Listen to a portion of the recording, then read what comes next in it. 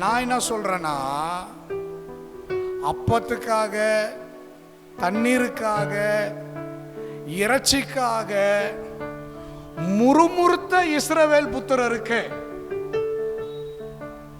வழி விலகி போகிற இஸ்ரவேல் புத்திரருக்கு, கடின இருதயம் உள்ள இஸ்ரவேல் புத்திரருக்கு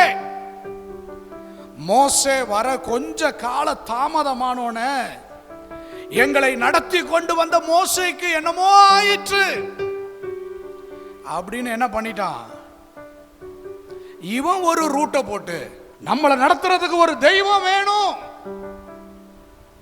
அப்படின்னு வேற ஒரு தெய்வத்தை உண்டாக்கி அதற்கு பலிபீடத்தை கட்டி அதற்கு ஆராதனை செய்த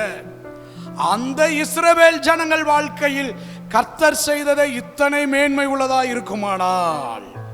இயேசு கிறிஸ்துவினுடைய இரத்தத்தினால் கழுவப்பட்டு பரிசுத்த ஆவியினால் அபிஷேகிக்கப்பட்ட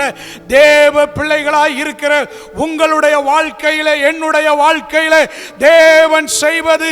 எத்தனை மகத்துவம் உள்ளதா இருக்கும். ஹல்லேலூயா.